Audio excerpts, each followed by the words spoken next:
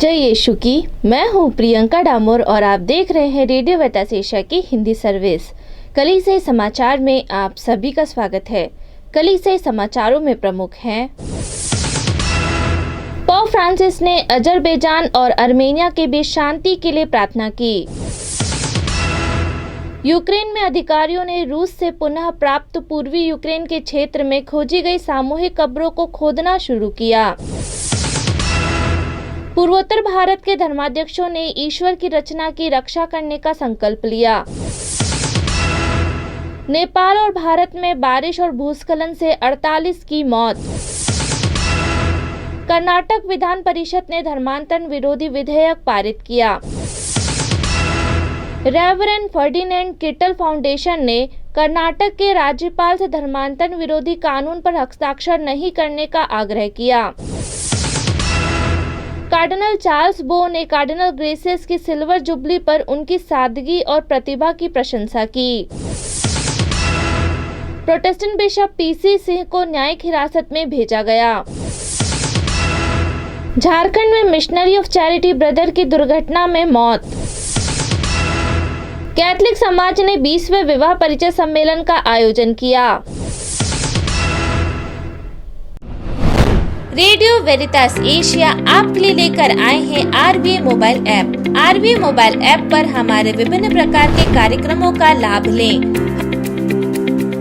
हमसे जुड़े और एशियाई ईसाईयत की आवाज का हिस्सा बने। आज ही ऐप स्टोर एवं प्ले स्टोर से आरवीए मोबाइल ऐप डाउनलोड करें। अब जानते हैं समाचार विस्तार से। पोप फ्रांसिस ने अजरबैजान और आर्मेनिया के बीच शांति के लिए प्रार्थना की। रविवार को देवदूत प्रार्थना के उपरांत पोप फ्रांसिस ने अजरबैजान और आर्मेनिया के बीच तनाव के शिकार लोगों के लिए प्रार्थना की, साथ ही संवाद एवं शांति की अपील की। उन्होंने सभी लोगों से आग्रह किया कि वे यूक्रेन एवं विश्व के उन सभी क्षेत्रों के लिए प्रार्थना जारी रखें जहां युद्ध जारी है। उन्होंने दोनों पक्षों से आग्रह किया कि शांति समझौते के मद्देनजर युद्ध विराम का सम्मान करें। यूक्रेन में अधिकारियों ने रूस से पुनः प्राप्त पूर्वी यूक्रेन के क्षेत्र में खोजी गई सामूहिक कब्रों को खोदना शुरू किया। यूक्रेन के अधिकारी रूस से पुनः प्राप्त पूर्वी यूक्रेन के क्षेत्र में इजियम शहर के बाहर खोजी गई सामूहिक कब्रों को खोदना शुरू कर रहे हैं। कीव के अधिकारियों का कहना है कि रूस की सेना से फिर से लिए जाने के कुछ दिनों बाद खार्किव क्षेत्र में इजियम शहर के बाहर सैकड़ों कब्रें मिली हैं। अधिकांश लकड़ी के क्रूस संख्याओं के साथ चिन्हित है। शहर के बाहर एक जंगल में यूक्रेनी सेना द्वारा खोजे गए, जैसा कि उन्होंने शुक्रवार को कुछ कब्रों को खोदना शुरू किया। यह स्पष्ट नहीं है कि पीड़ितों के साथ क्या हुआ था। हालांकि कुछ अधिकारियों का सुझाव है कि गोलाबारी और स्वास्थ्य देखभाल की कमी से कई पीड़ितों की मौत हो सकती है। पूर्वोत्तर भारत के धर्माध्यक्षों ने ईश्वर की रचना की रक्षा करने का संकल्प लिया। पूर्वोत्तर भारत में कैथलिक धर्माध्यक्षों ने इस क्षेत्र में जलवायु परिवर्तन से लड़ने और ईश्वर की रचना की देखभाल करने का संकल्प लिया। इस क्षेत्र के तंत्रिका केंद्र असम में गुवाहाटी में North East Diocesan Social Service Society के जुबली मेमोरियल हॉल में आयोजित वार्षिक क्षेत्रीय पास्टोरल सम्मेलन में किया गया था। North East India regional bishop council के महासचिव कोहिमा के बिशप जेम्स थोपिल ने 12 से 15 सितंबर के सम्मेलन की theme climate change in North East India and care for God's creation का परिचय देते हुए कहा, देश का एक हिस्सा गंभीर सूखे से गुजर रहा है और दूसरे हिस्से में बाढ़ आ रही है। यह हमारे लालच और हमारे द्वारा चुने गए विकल्पों के कारण हो रहा है। महामारी के कारण 2 साल के अंतराल के बाद आयोजित इस सम्मेलन में 13 बिशपों सहित क्षेत्र के सभी 15 धर्म प्रांतों के 150 से अधिक प्रतिभागियों ने भाग लिया।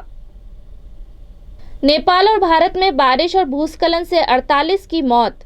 अधिकारियों ने 18 सितंबर को कहा कि हाल के दिनों में नेपाल और भारत में भारी मानसून बारिश और भूस्खलन ने लगभग 50 लोगों की जान ले ली है।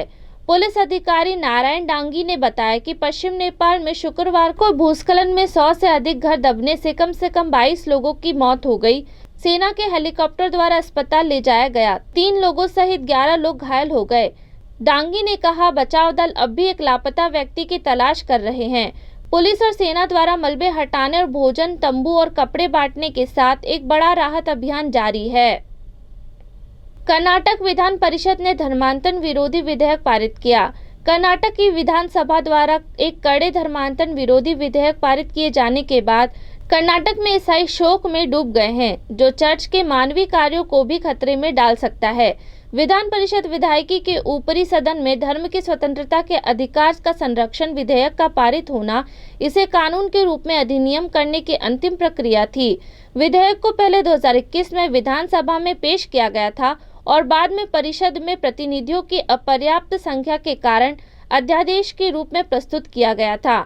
इसे आवश्यक बहुमत हासिल करने के बाद 15 सितंबर को परिषद में पारित किया गया था। बेंगलोर के कैथलिक धर्मप्रांत के एक प्रेस बयान में कहा गया है, कर्नाटक में पूरा ईसाई समुदाय बिल के पारित होने से बहुत परेशान और दुखी है। रेवरेंड फर्डिनेंड किटल फाउंडेशन ने कर्नाटक के राज्यपाल से धर्मांतरण विरोधी कानून पर हस्ताक्षर नहीं करने का आग्रह किया। भारतीय समाज में ईसाई योगदान के बारे में जागरूकता फैलाने में लगे एक संगठन ने कर्नाटक के राज्यपाल से धर्मांतरण के खिलाफ विधेयक पर हस्ताक्षर नहीं करने का आग्रह किया है। रेवरेंड फर्डिनेंड किटल फाउंडेशन ने 17 सितंबर को राज्य के राज्यपाल थावर चंद गहलोत को लिखे एक पत्र में कहा, यह एक तानाशाही विधेयक के अलावा और कुछ नहीं है।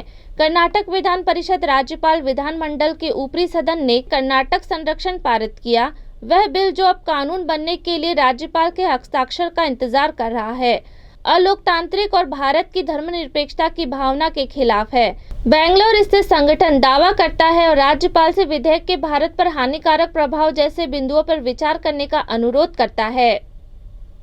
कार्डिनल चार्ल्स बो ने कार्डिनल ग्रेसियस की सिल्वर जुबली पर उनकी सादगी और प्रतिभा की प्रशंसा की। Federation of bishop conference of Asia के प्रमुख कार्डिनल चार्ल्स बो ने कार्डिनल ओसवाल्ड ग्रेसियस को भारतीय धर्माध्यक्ष की रजत जयंती को चिन्हित करने के लिए एक भला चरवाहा कहा है। कार्डिनल ग्रेसियस को 16 सितंबर 1997 को तत्कालीन archbishop Ivan Cornelius Dias द्वारा बॉम्बे के सहायक बिशप के रूप में प्रतिष्ठित किया गया था, जिसे बाद में पॉप जॉन पॉल द्वितीय द्वारा कार्डिनल बनाया गया था। ग्रेसियस बाद में 2006 में बॉम्बे के आर्च बिशप के रूप में सफल हुए और 2007 में पॉप बेनेडिक्ट 16वें द्वारा उन्हें कार्डिनल बनाया गया।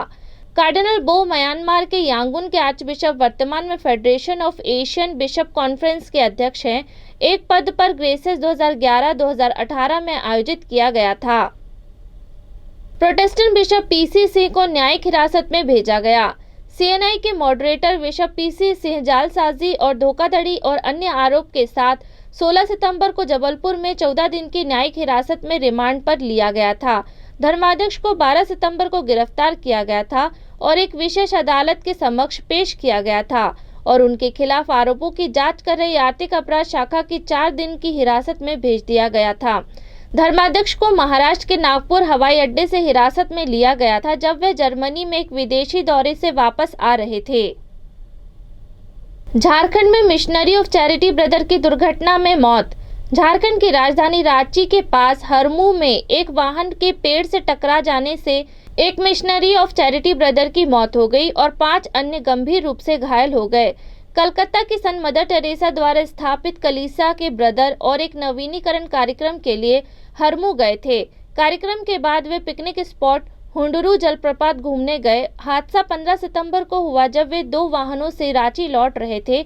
एक वाहन का ब्रेक फेल हो गया और वह सड़क किनारे पर एक पेड़ से जा टकराया। वाहन में सवार सभी 6 ब्रदर गंभीर रूप से घायल हो गए। उनमें से 45 वर्षीय ब्रदर सुजीत किंडो की मृत्यु हो गई। एक ब्रदर गंभीर है। वाहन चला रहे ब्रदर बेंजामिन को कई फ्रैक्चर आए हैं। कैथलिक समाज ने 20वें विवाह परिचय सम्मेलन का आयोजन किया। 18 सितंबर रविवार को रेड चर्च इंदौर में कैथलिक समाज का 20वां विवाह परिचय सम्मेलन संपन्न हुआ, जिसमें कैथलिक युवक युवतियों ने भाग लेकर अपने लिए जीवन साथी तलाशे। परिचय सम्मेलन में इंदौर, उज्जैन, नागदा, ग्वालियर, नागपुर, खंडवा, राजगढ़ तथा राजस्थान आदि के करीब 60 प्रतिभागियों ने अपने अभिभावकों सहित उपस्थिति दर्ज कराई। द्वीप प्रज्वलित कर कैथलिक धर्मप्रांत इंदौर के बिशप चाको ने 1 दिवसीय 20वें विवाह परिचय सम्मेलन का शुभारंभ किया। अपने उद्बोधन में बिशप चाको ने कहा, ईश्वर ने आपके लिए जीवन साथी, जीवन संगनी को इस संसार में भेज रखा है। जरूरत है उसे खोजने की। ईश्वर करे जो रिश्ता आप बनाए वह जीवन भर टिका रहे। इसी के साथ कलीसिया समाचार समाप्त हुए। अगली बार फिर मुलाकात होगी नई खबरों के साथ। नमस्कार। रेडियो वेरितास एशिया आपके लिए लेकर आए हैं आरवीए मोबाइल ऐप। आरवीए मोबाइल ऐप पर हमारे विभिन्न प्रकार के कार्यक्रमों का लाभ लें। हमसे जुड़ें और एशियाई ईसाईयत की आवाज का हिस्सा बने। आज ही ऐप स्टोर एवं प्ले स्टोर से RVA मोबाइल ऐप डाउनलोड करें।